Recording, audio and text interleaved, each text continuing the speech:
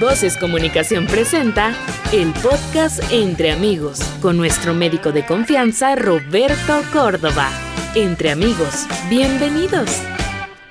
Hola, qué gusto, otra vez estamos aquí con ustedes en este programa que es Entre Amigos. Es un podcast que realizamos en Voces Comunicación.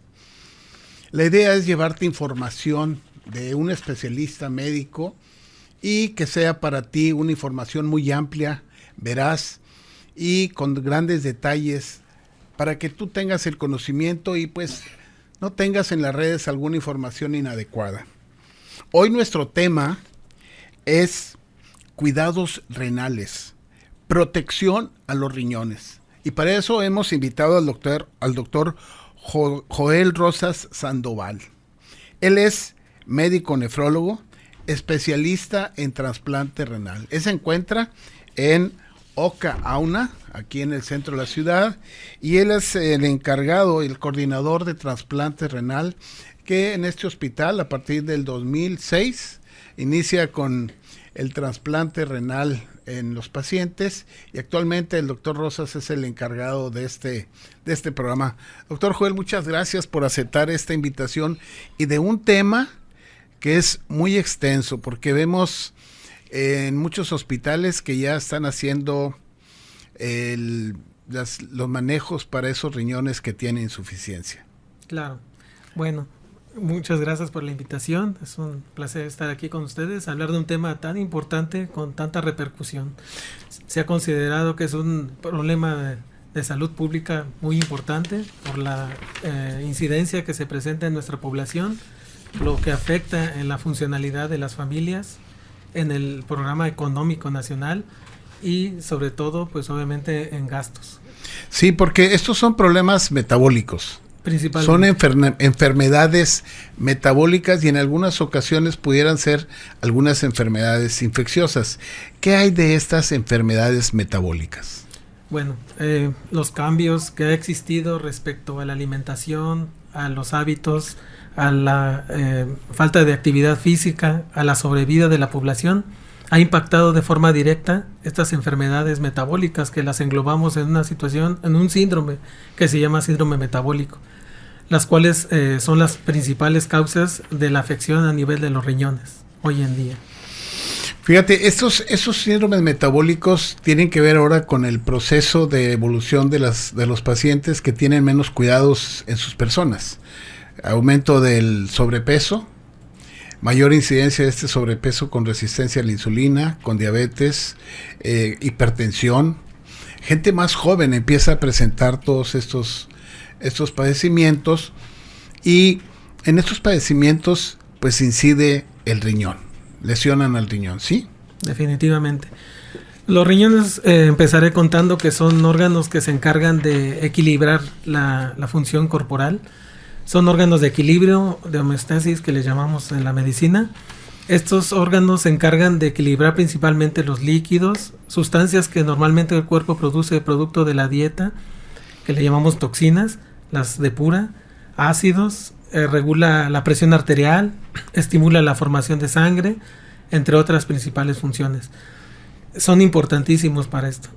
El impacto que tienen las enfermedades metabólicas sobre los riñones es directo, ya que el problema metabólico radica en la sangre. Los riñones purifican la sangre varias veces al día. Se considera que hasta 180 litros de sangre circularán por los mismos al día. Entonces es imposible que no sean afectados por estos trastornos metabólicos. Entonces es una cantidad enorme de sangre la que está pasando por nuestros riñones diariamente. Así es. Desde que nacemos hasta que morimos. Definitivamente. Esos riñones deben de estar completamente en buen estado. Así es. ¿Qué tanto incide la dieta? Muchísimo. Dicen el dicho, somos lo que comemos, ¿verdad? Uh-huh. Y definitivamente la dieta pues es la manera en la cual el cuerpo funciona. De ahí utilizamos los sustratos que sirven para poder reconstruirnos, para funcionar, para poder reproducirnos en general, para todo, ¿verdad? Entonces, si nosotros estamos nutriendo nuestro cuerpo con buenos alimentos, el resultado será favorable. De lo contrario, pues veremos este tipo de trastornos metabólicos. Para toda la gente que nos está escuchando, estamos en vivo, y si tú quieres hacer una pregunta, hacer un comentario, que el doctor Joel Rosas te saque alguna duda, ¿por qué no? Métete a la página y escríbenos aquí en el Voces Online Radio o en Facebook de Entre Amigos, y vamos a estar viendo aquí la pantalla los comentarios para estarlos esclareciendo. Fíjate, Joel, ¿cuáles serían unos hábitos saludables para tener bien este riñón? Excelente pregunta, porque de ahí empieza a responderse la pregunta que hay que hacer para poder mantener nuestros riñones sanos, ¿verdad? Y precisamente esa es la puerta del éxito a tenerlos sanos. Antes de eso, quiero comentarles que los riñones obviamente pues pueden llegar a sufrir mecanismos de degeneración propios de la edad, ¿verdad? Una de las partes que había comentado al principio era de que hagamos lo que hagamos y cuidémonos como nos cuidemos. A partir de cierta edad los riñones van a presentar un deterioro, ¿verdad? Se dice que a partir de los 40 años las personas, todos, vamos a perder alrededor de 1% de función por cada año que vivamos. Por eso es importante saber que ahora que la población está envejeciendo, pues va a perder inevitablemente 1% por cada año. Si no nos cuidamos, pues va a ser esto mayor. Y de ahí que la población adulta mayor está teniendo más impacto en este tipo de enfermedades. Regresando a la pregunta, pues obviamente la dieta sana implica no sobrecargar al cuerpo, a nuestros riñones, de cosas que el riñón debe estar haciendo. Y voy a empezar por lo más importante, que es el consumo de sal. En esta parte del mundo, en el occidente, sobre todo en Norteamérica, el consumo de sal es excesivo. Y hay muchos estudios que han demostrado que el consumo excesivo de sal produce sobrecarga en la función del riñón, hace que funcione mucho más. Y algo como ejemplo que le digo mucho a mis pacientes para que logremos entender esto, es como un motor, ¿verdad? Una máquina, un carro. Si nosotros lo utilizamos de diferente manera a la que está diseñada, nos va a durar menos. El cuerpo es exactamente lo mismo. Si los riñones están diseñados para una carga sódica al día y nosotros le metemos 2, 3, 4 o hasta 16 veces más el consumo que requiere el cuerpo, el riñón, pues no nos va a durar lo que quisiéramos que durara. Estudios preclínicos en animales como ratas que son sometidos a grandes cargas de sodio sobreviven mucho menos, y sin tener diabetes ni hipertensión al principio viven menos, y lo que viven con mala calidad de vida. Traspolándolo al ser humano es algo parecido. Y de ahí pues escalamos a otros tipos de alimentos. Por ejemplo, la industria alimentaria ha cambiado muchísimo. Ha utilizado ya, por ejemplo, los edulcorantes que se utilizaban de forma... La glucosa evolucionó a la sacarosa, después evolucionó a la fructosa, y ahora estamos con jarabes de maíz de alta fructosa, que muchos de ellos son sintéticos. El cuerpo no sabe qué hacer con esas moléculas que normalmente no existían. Van y se impactan a los tejidos, a los vasos, que el riñón está llenísimo de vasos, ya que su función es purificar la sangre. Y de ahí esos grandes cambios que ha tenido la calidad del tejido renal. Y ya no hablo de las grasas, no hablo de la situación de baja ingesta de líquidos, sobre todo en zonas con altas temperaturas como aquí en Monterrey. Entonces todo ese conjunto hace que el riñón no tenga la posibilidad de sobrevivir de forma saludable en el transcurso de los años de las personas.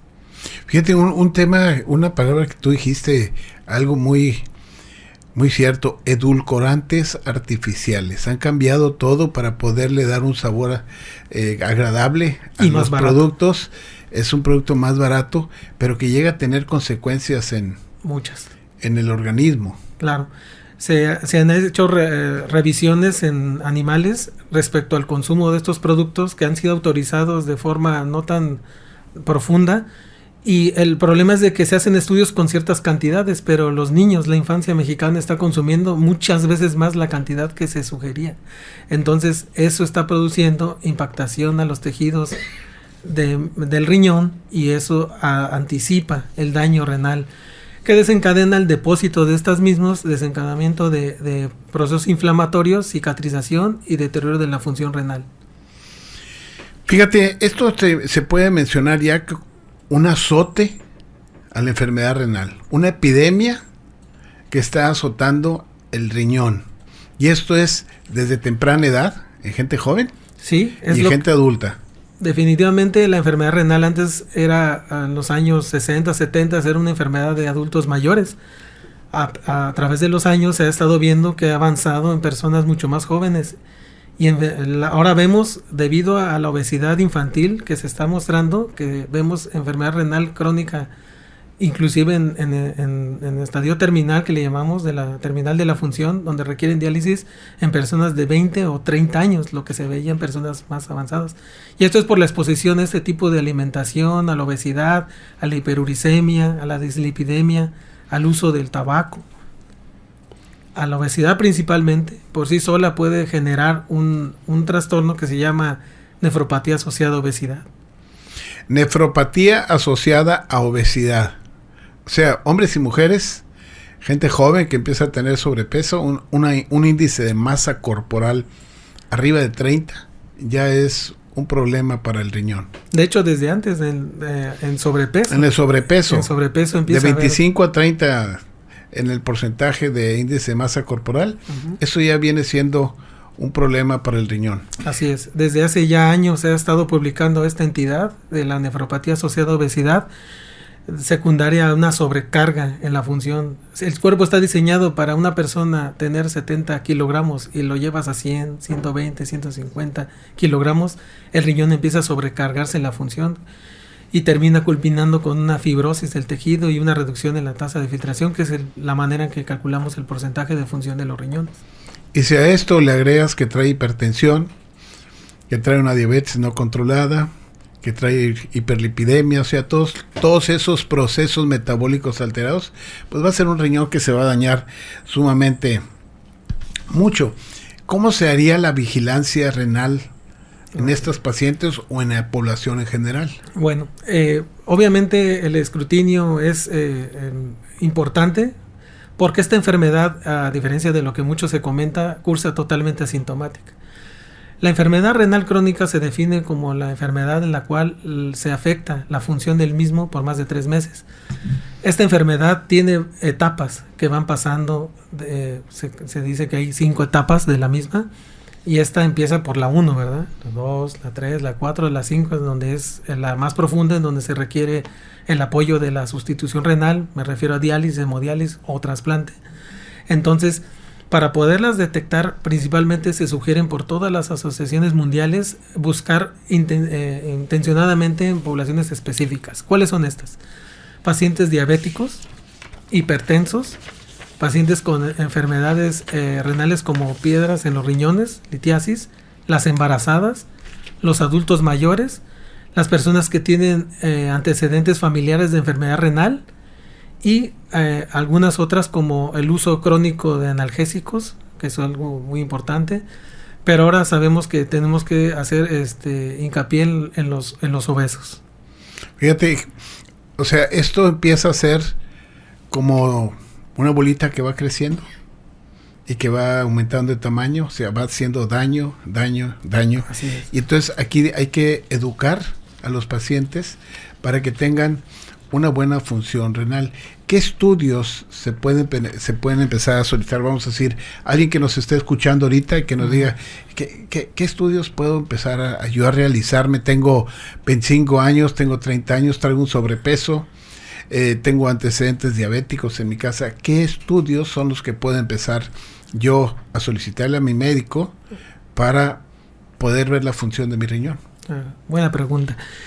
Siempre dicen que todo empieza por el principio, ¿verdad? Entonces, los datos iniciales de toda nefropatía tienen que ver con datos que normalmente, si no los revisas intencionalmente, no los vas a detectar.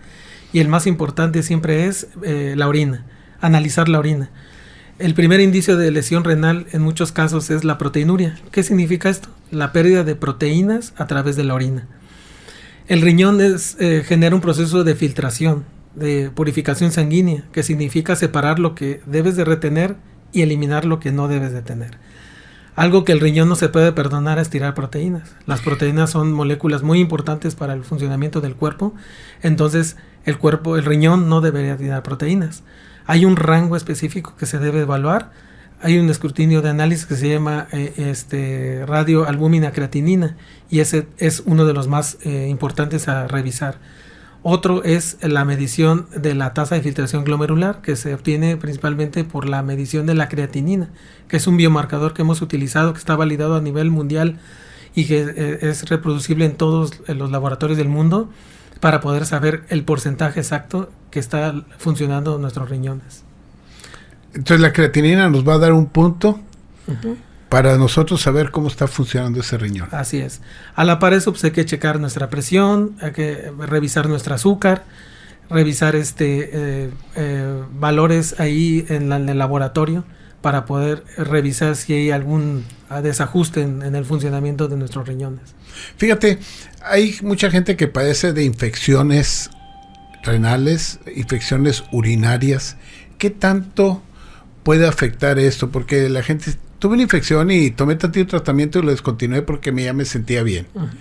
¿Qué tanto puede afectar una infección urinaria? Sí, sobre todo las que son de forma repetitiva. Las aisladas no tanto, pero las que se presentan de forma repetitiva, ya sea por la misma infección que puede ir generando, sobre todo las infecciones altas, ¿no? Las que afectan el riñón, pero todas son importantes que hay que tratar oportunamente porque pueden desencadenar factores inflamatorios que pueden conducir a una fibrosis del tejido renal. Dentro de esta vigilancia de la enfermedad renal, como se ha mencionado, estudios, valoración, control de peso, alimentación, ¿qué más se hace para estar revisando a este paciente antes de que caiga en una lesión? Pues hay que estar sobre todo educándolo, eso es lo más importante. Yo recuerdo mucho que cuando yo estudiaba en la fase de facultad, hablaba mucho de ciertas enfermedades, incluyendo la renal, donde el factor de mal pronóstico era el educativo. Y yo preguntaba por qué podía eso afectar directamente. Y es porque a través de la educación podemos nosotros saber lo que es benéfico y lo que no es para poder llevar a cabo nuestras vidas y proteger, en este caso, el riñón, ¿verdad? Nosotros en las consultas que llevamos en la revisión de nuestros pacientes, podemos invertir mucho tiempo en retirarles mala información. Tienen más mala información que la información correcta. Entonces, esto nos ayuda a optimizar la protección de sus órganos y sobre todo a ir quitando esos tabús, ¿verdad?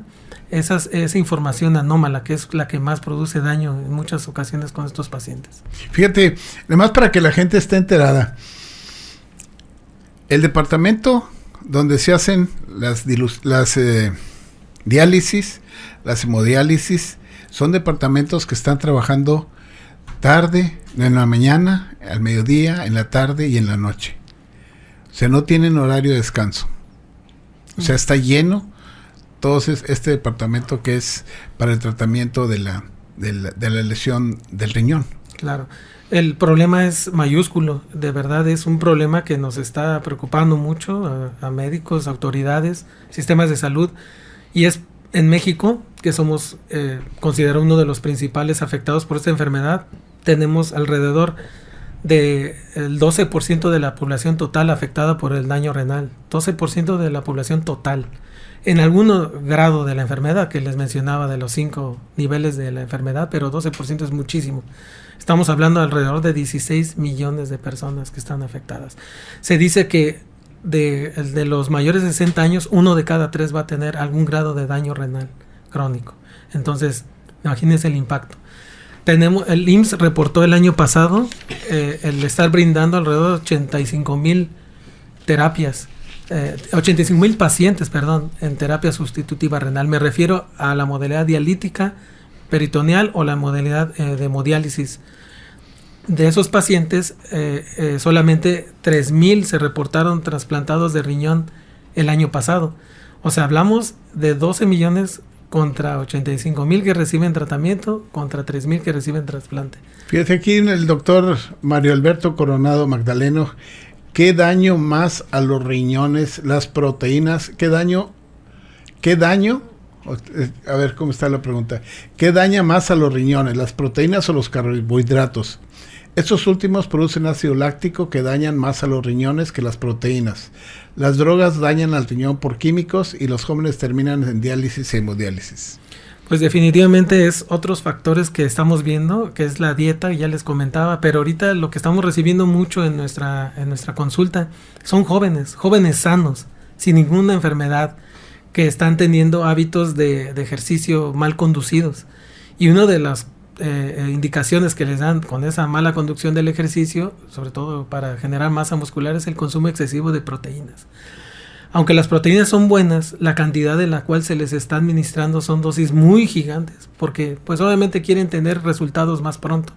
Entonces, a veces la cantidad de ingesta proteica es 10 a 15 veces más de lo que el cuerpo ocupa. Les digo, si algo sabe hacer el intestino es absorber la proteína, porque es una molécula muy, muy importante. ¿Qué pasa? Llega a la sangre, pero es una cantidad excesiva de proteínas que termina no utilizándose porque no se ocupa.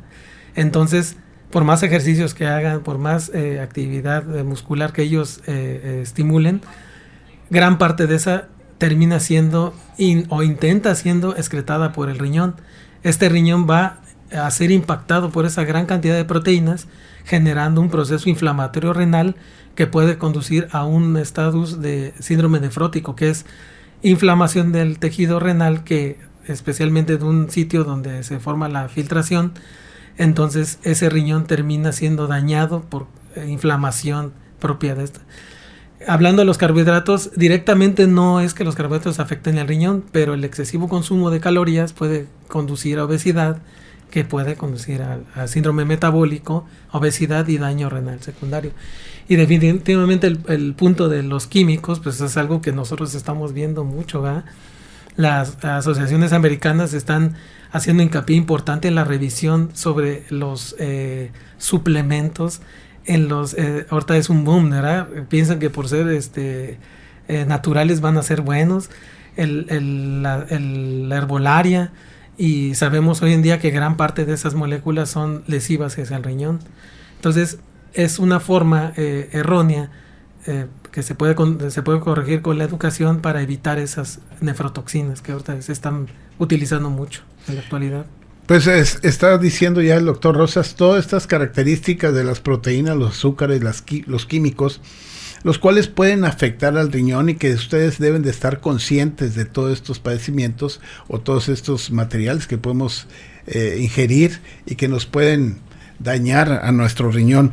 Fíjate, una pregunta para que la gente que nos está escuchando o que va a ver el podcast, nos pudieras explicar qué es una diálisis y qué es una hemodiálisis o qué es una diálisis peritoneal. ¿A quién se hace y cómo va avanzando?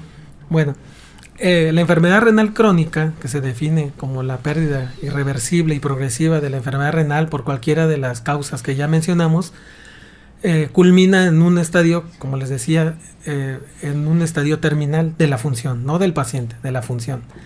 Y es donde las funciones que genera el riñón no son suficientes para equilibrar al cuerpo. Entonces se empieza a ver en aprietos el cuerpo. ¿Qué es lo que pasa?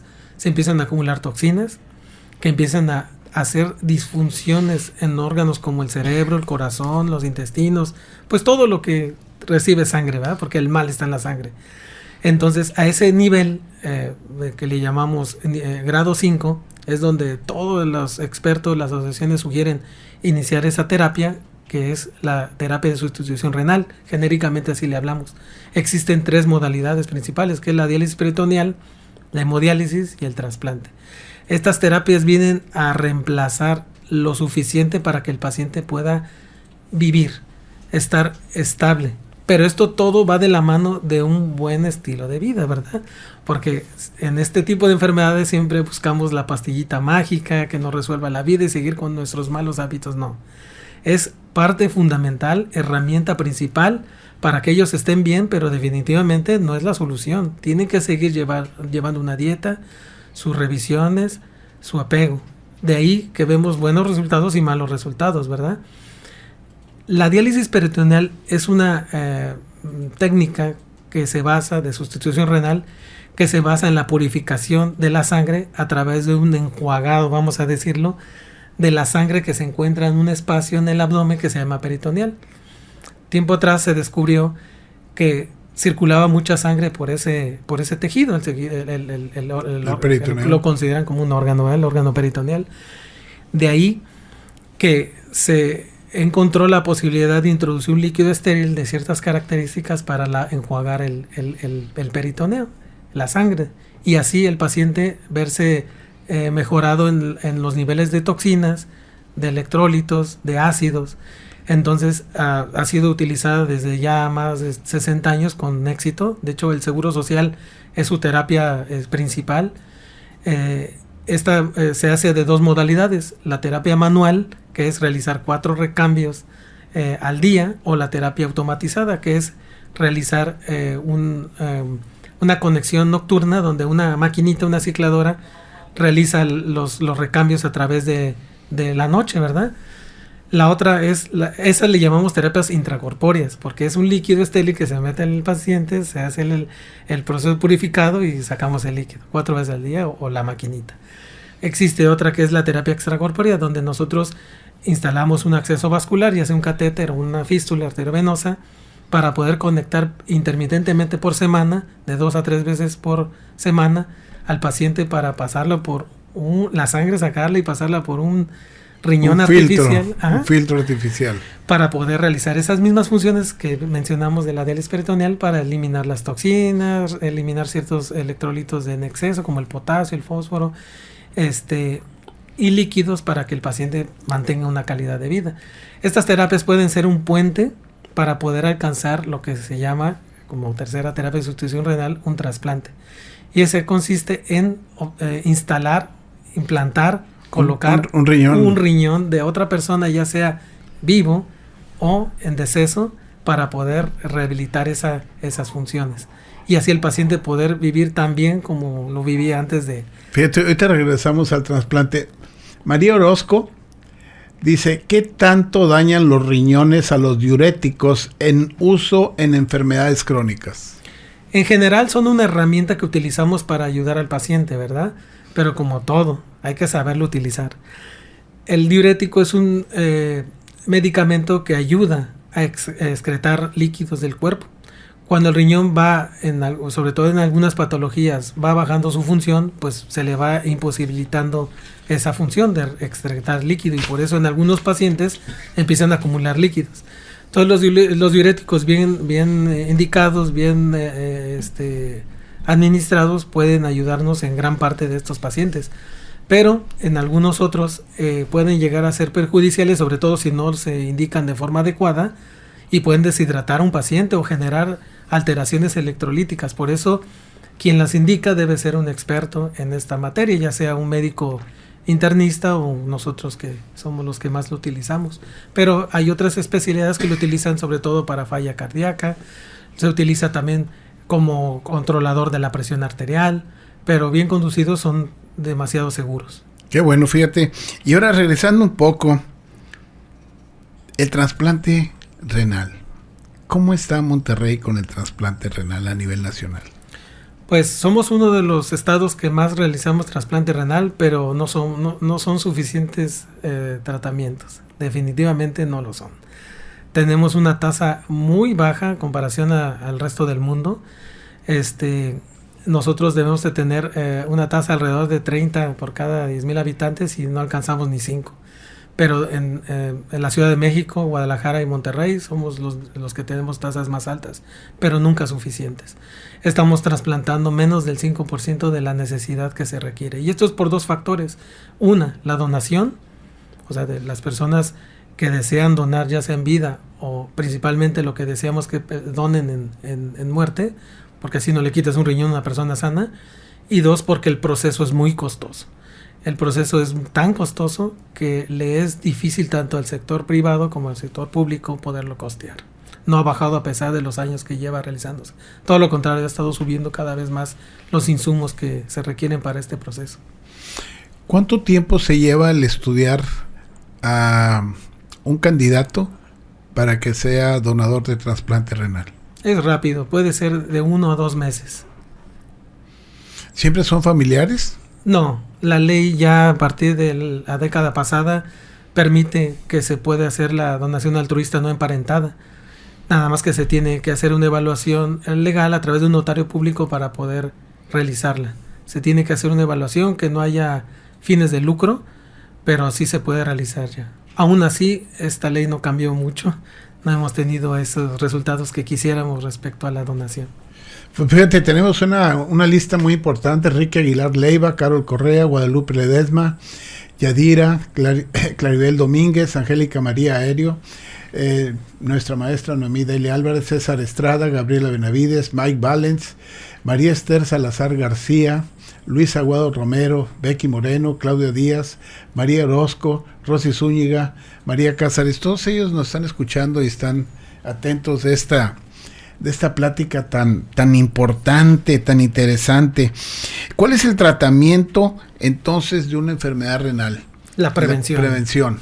Tenemos que apostar por la misma, porque las terapias... O sea, no tenemos que irnos a decir, te voy a diluir, te voy a dar medicamento. No, es prevenir. Claro. Ya tenemos el problema y tenemos que atenderlo. Por eso las diálisis, el trasplante y todo esto. Pero si queremos mejorar esto, tiene que ser a través de la prevención. Pero no va a ser inmediato. Lo que hagamos hoy nos verá reflejado de 20 a 30 años. Pero tenemos que hacer algo, porque si no, el problema que le vamos a heredar a nuestros hijos y a nuestros nietos va a ser un gran problema. Un problema que va a conllevar una situación económica, porque esta enfermedad no solamente afecta al paciente, afecta a sus familias, afecta al gobierno, afecta porque las personas tienen que atender a una persona que necesita de ser en tiempo atendido, y hoy en día pues los integrantes de una familia tienen que trabajar todos para poder sacar adelante. Entonces, ¿quién lo cuida? El paciente cuando se interna, ¿quién lo lleva a sus diálisis? Entonces, esto... Es una carga. Mucha gente no tiene conocimiento de todo lo que se involucra en un paciente que va a recibir una diálisis, una hemodiálisis, porque hay que llevarlo 2 o 3 días a la semana. Hay que estar en un horario, hay que dedicarle varias horas, estar con él, acompañándolo para el tratamiento que va a necesitar, y luego de ahí ya regresar a las actividades normales que ellos están impuestos a hacer. Pero en 2 días más, 3 días más, regresar a hacer todo este proceso de traslado, estacionamiento, cómo lo voy a transportar, si va en silla de ruedas, pues llevar una silla de ruedas, esperar a que desocupen un sillón para empezar a hacer mi diálisis, ya terminé mi tratamiento, regreso. O sea, esto es casi todos los días de una misma persona que tiene la lesión, y esa persona tiene que estar apoyada por más gente para poder hacer este tratamiento. Claro. Aquí la situación es que más del 80% de todos estos pacientes, y me refiero solamente al pequeño universo de enfermedad renal en estadio de diálisis, es prevenible. O sea, 80% no debían de estar allí. Y no estuvieron ahí porque en su momento, pues a lo mejor no había el entendimiento, no se revisaron. O si se revisaron, sabían que el problema no les interesó. Pensaron que no podían llegar a esto. Y que el impacto a su persona, a sus familias, a su economía es muy fuerte. Entonces, yo les digo a mis pacientes, cuando llegan con familiares, les digo, cambien esto, porque a lo mejor para usted va a ser un pequeño cambio, pero a su familia le va a beneficiar mucho. Si tienen componentes de su familia que la mayoría son obesos, hay que regular esto para evitar. Le digo, ya les heredó, como padre de familia, ya les heredó el problema. Ahora herede los cambios de hábitos. Los cambios de hábitos para que ellos no tengan ningún problema. Para que ellos, dicen, aprendemos con el ejemplo, pues entonces hay que enseñar que esto se puede prevenir y no llegar a toda esta lamentable situación. Fíjate, dice aquí Noemí Álvarez, ¿qué alimentos debemos consumir para ayudar al riñón? ¿La jamaica natural podría ser una opción? ¿Y el uso de xenócidos también nos afecta a los riñones? No, definitivamente los xenócidos no se ha demostrado que afecten en absoluto a los riñones. Ahorita hay un proceso de investigación que han impactado mucho sobre... sabemos mucho de lo que no hay que comer, ¿verdad? La sal, las carnes rojas, las grasas, pero lo más importante ahorita es volver a la vida saludable, ¿verdad? ¿Y qué era eso? Cambiar lo animal por lo vegetal. Eso es algo que ha beneficiado mucho para controlar enfermedades metabólicas y ayudar al riñón. Pero definitivamente lo ideal es que se vaya con una especialista en alimentación, una nutrióloga clínica, que es la que va a individualizar, porque todo esto no se puede generalizar, cada persona es diferente. Cada persona tiene un contexto de edad, de enfermedades, de muchas cosas, entonces eso es lo ideal. La jamaica se ha considerado como un diurético natural, pero realmente no es un alimento que te vaya a cambiar, o sea, si no te va a hacer daño, no es algo que te va a mejorar algo definitivamente. Es un grupo de alimentos benéficos, pero sobre todo aquí es consumir más saludable, ¿verdad? Frutas y verduras, dice el dicho. Pero sí, lo ideal es que se individualice a través de una evaluación completa. Hoy en día ya hay muchos especialistas en nutrición clínica que nos ayudan a poder regular pues las funciones de su metabolismo de cada paciente. María Cázares, doctor, ¿el alcohol afecta? Definitivamente. Es uno de los problemas que se ha estado gestando en los últimos años, y cada vez el consumo ha sido a más temprana edad y en cantidad. Pero dicen que hasta el agua en exceso hace daño, ¿verdad? El alcohol, pues obviamente, responsablemente, aún así no se considera, no estoy diciendo que se pueda tomar, pero si se va a consumir, la cantidad debe ser pues bastante... muy adecuada para no tener una intoxicación continua y crónica del organismo. Alejandro Rivera, los productos de cola, los refrescos de cola, ¿afectan tanto como dicen? Definitivamente. Se han hecho estudios en ratitas donde les han dado pura Coca-Cola y se han hecho toma de biopsias de los riñones y es cambios horriblemente catastróficos. El impacto de todas esas partículas que contiene ese refresco son súper tóxicas, donde la quieran ver. El consumo de ese producto es excesivamente lesivo hacia los riñones. Santiago Montaño nos manda a saludar. Gracias, Santiago. Un saludo para ti. En la hemodiálisis, el paciente sale muy mal por la pérdida de electrolitos. ¿Es bueno la toma de vitaminas y minerales después de una hemodiálisis? La terapia de hemodiálisis debe ser excesivamente bien regulada, bien indicada y bien prescrita.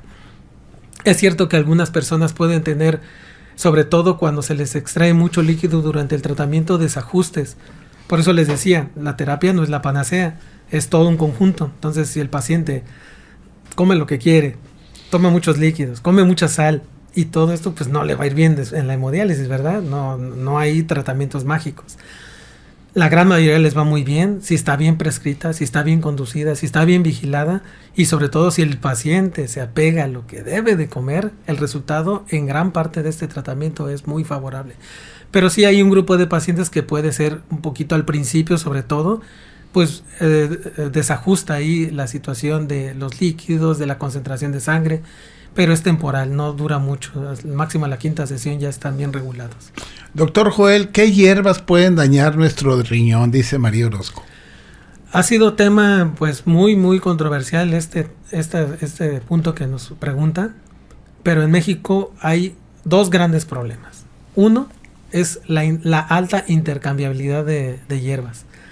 Te venden gato por liebre, dicen. La gran mayoría de las hierbas que dicen que te dan en México no es la que te dicen que te dan. Y dos, no hay escrutinio, ni investigación, ni estudios que te garanticen, al menos que no te haga efecto, que no te haga daño. Eso significa, por ejemplo, voy a poner el ejemplo de la farmacología científica. Para que un medicamento, un médico te lo pueda recetar, está basado en estudios preclínicos. En evidencia. En evidencias. En estudios en niveles 1, 2 y 3. Y así, después de varios años de que el medicamento aparentemente tenía seguridad, puede haber eventos inadvertidos. Imagínense una hierba, de repente que sale y que se perjura que esto funciona. Es puramente empírico. Yo no les voy a decir que no funcionan, pero tampoco les puedo garantizar que no les va a hacer daño. ¿Y qué hierbas serían estas? Principalmente las que de forma segura son las que se han utilizado por muchos años, ¿verdad? Los tés de manzanilla, los tés de limón, la canela, pero recordemos, todo en exceso es malo. Los tés en la gran mayoría contienen ciertas sustancias que le llamamos teofilinas, las xantinas, que son vasoactivas, y en enfermedad renal esto puede ser perjudicial. Por ende, los test no han demostrado tener un valor de terapéutica y aseguren que si lo tuviera, fuéramos los primeros en recetarlos. Fíjese qué importante. Pues me gustaría que toda la gente que nos escucha pudieran replicar, aconsejar que vean este programa, porque pues la obesidad, la hipertensión, los jóvenes que están con exceso de proteínas, que pudieran ver, que pudieran tomar el audio de este programa para ver que tenemos una epidemia enorme en cuanto a enfermedad renal. Así es. Y aparte se están agregando otras entidades, ¿no? Por ejemplo, el síndrome hepatorrenal, que ahora estamos viendo a cada día más y más. O sea, es donde el daño hepático se presenta y está afectando al riñón. El síndrome cardiorrenal, donde el pacientito con enfermedad cardíaca está afectando al riñón. Son ejemplos de cómo otras entidades, aparte, que también están elevando en su incidencia, nos están pegando a las enfermedades renales.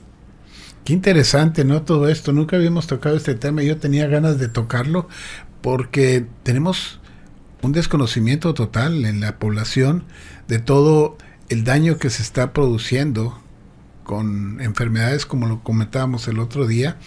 Inclusive unas personas de una casa comercial, ellos mencionaban que ellos estaban trabajando mucho para prevenir infecciones de repetición, para evitar que a largo plazo hubiera daño renal y con esto caer en este problema de una insuficiencia renal crónica o aguda, lo que se pueda mencionar, y que a la larga va a llevar muchos procesos, muchos gastos, mucho deterioro familiar.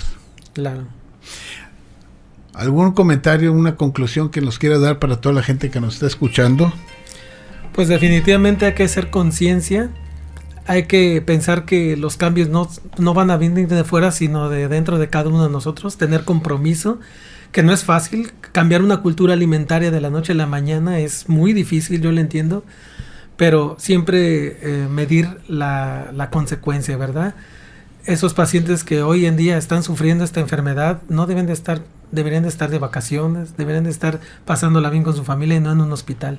Entonces, definitivamente hay que fomentar los buenos hábitos, educarse más, buscar fuentes pues seguras, ¿verdad? Porque como bien dijo al principio el doctor, siempre en internet hay mucha información que no es verídica no es verídica y no tiene, y hay mucha tendencia oportunistas en esta enfermedad que de venderte cosas que no te van a ayudar. Bueno, a nosotros no, a ellos sí. Pero eso es algo, la educación, los cambios de hábito, el compromiso, la buena educación, todo esto va a ser la mejor herramienta para poder prevenir esta enfermedad que pues es muy lamentable. Qué bueno, muchas gracias. Este es el compromiso, esta es la dedicación de Voces Comunicación y un servidor, el doctor Córdoba, para estar llevándoles a ustedes esta información verídica por gente especializada en el ramo. El doctor Joel Rosas es el jefe de trasplante renal en el hospital Oca Auna. Tiene ella muchos años trabajando, ve mucha gente todos los días y pues estamos trayéndoles un tema que debemos tomar en cuenta para nuestro futuro inmediato y con todos nuestros allegados, familiares, amigos, pacientes, de estarlos previniendo en este tipo de lesión, ¿verdad? Claro. Agradecemos a ustedes el que hayan estado con nosotros. Si te gustó el programa, dale un like, ponle un gusta, suscríbete. Vamos a estar transmitiendo para ti temas muy interesantes y si puedes ayudarnos a replicarlo y a comentarlo, a enviárselo a un amigo tuyo, una amiga que tenga con el deseo de escuchar este tema, hazlo para que se siga transmitiendo, difundiendo temas con interés médico por gente especializada. Estos los puedes escuchar también en Spotify. Estamos en el canal de YouTube, Doctor Córdoba Entre Amigos. Si quieres suscribirte, dale un like si te gustó el programa, para nosotros estar más conscientes contigo. ¿Sí? Rosy Zúñiga, muchas felicidades por su plática. Gracias, Rosy. Una pregunta. ¿Existen lugares para capacitar a los familiares para la realización de diálisis? Habitualmente quien te ofrece el servicio, quien te brinda el servicio del programa te debe capacitar. Y por ejemplo, como les mencionaba, En la diálisis peritoneal fuerte en este país es el Seguro Social. Tiene un programa bastante funcional y exitoso respecto a este programa, al de diálisis peritoneal. Entonces ellos tienen una capacitación respecto al proceso. Espero que se haya tenido una respuesta, Rosy, a tu pregunta. Sí, todos los hospitales y las áreas que tienen, ya sea en medio privado, hay lugares que tienen medio privado donde están capacitando y dando indicaciones, instrucciones, inclusive en algunas ocasiones ayuda para poder tener este manejo de los pacientes y que ellos estén bien. O acercarse a su médico especialista y nosotros los podemos canalizar con las áreas pertinentes de capacitación. Será un honor atenderles. Perfecto. Pues ya saben, si les gustó, suscríbanse en nuestro canal de YouTube o en Facebook, síganos todos los martes a esta hora. En el audio control, Alex Rivera, en las cámaras, Ever Ananís y nuestra productora Noemí Delia Álvarez. Un servidor, Roberto Córdoba, y el doctor Rosas, nos despedimos de ustedes. Hasta pronto. Entre amigos, acompáñanos en nuestro próximo capítulo y síguenos a través de nuestras redes sociales. Entre amigos, una producción de Voces Comunicación.